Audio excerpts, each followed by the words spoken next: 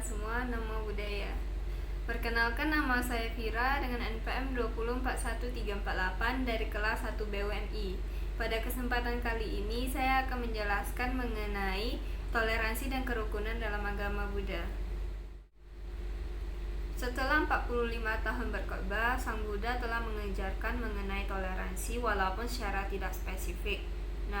Toleransi dalam agama Buddha tidaklah rumit dan sangat mudah dipahami. Salah satunya adalah 4 sifat luhur atau disebut dengan Brahma Wihara.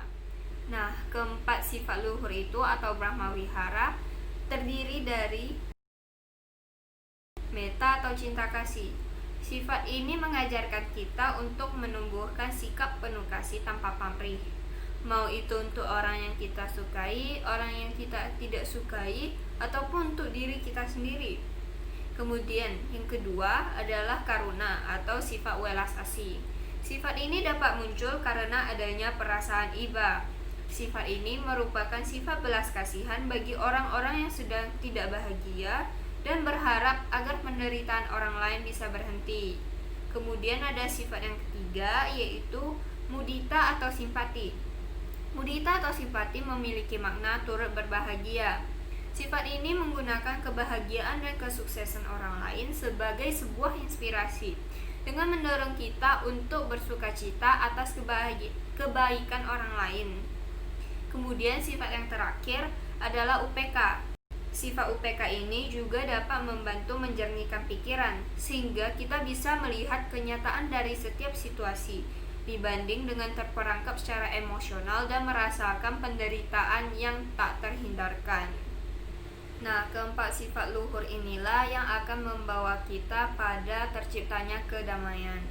Selain 4 sifat leluhur tadi, juga terdapat satu kalimat yang merupakan doa penutup khas umat Buddha, yaitu semoga semua makhluk hidup berbahagia. Kalimat ini juga mencerminkan toleransi, yaitu kita mengharap dan memperbolehkan semua makhluk untuk hidup dan merasakan kebahagiaan. Selanjutnya adalah kerukunan. Untuk menjaga kerukunan di dunia ini dibuatlah berbagai peraturan dan juga aspek-aspek yang perlu kita patuhi. Di sini ada tri kerukunan. Tri kerukunan dibagi menjadi 3, yaitu yang pertama, kerukunan intern umat beragama. Di sini contoh dari kerukunan intern umat beragama antara lain tidak saling menjelek-jelekkan umat kelompok seagama, kemudian saling mengingatkan dalam kebaikan, dan menjaga silaturahmi antar umat beragama. Dan yang kedua, yaitu kerukunan antar umat beragama.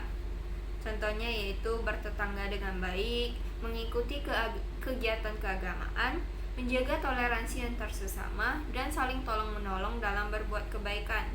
Dan yang terakhir adalah kerukunan umat beragama dengan pemerintah, yaitu merayakan hari besar yang ditetapkan oleh pemerintah, saling menghormati keputusan pemerintah dalam hal keagamaan, ikut serta mendukung peraturan pemerintah dalam hal keagamaan, dan tunduk terhadap peraturan pemerintah mengenai kerukunan dalam beragama.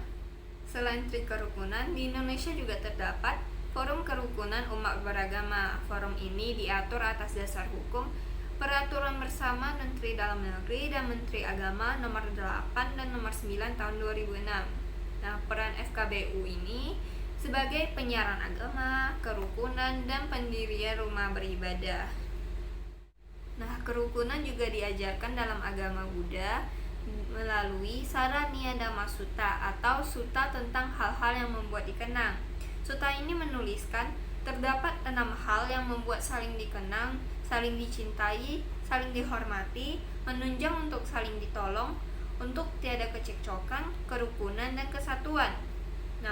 Di sini juga ada 6 cara untuk mencapai kerukunan. 6 cara tersebut untuk mencapai kerukunan antara lain yang pertama, memiliki perbuatan berdasarkan cinta kasih di depan maupun di belakang orang lain.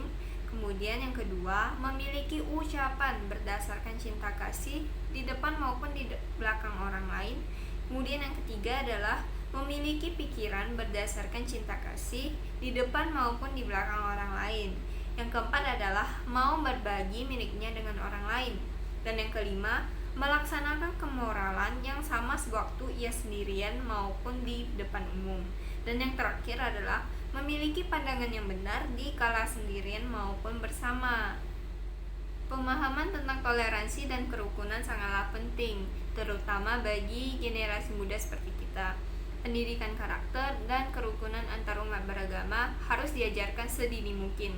Oleh karena itu, pendidikan memiliki peran yang sangat besar terhadap hal ini, karena toleransi dan kerukunan merupakan akar dari perdamaian. Dengan bertoleransi dan menjaga kerukunan dapat membawa karma baik terhadap kita. Sekian video mengenai pembahasan toleransi dan kerukunan hari ini. Apabila ada kesalahan mohon dimaafkan. Akhir kata, salam bagi untuk kita semua. Namo Buddhaya.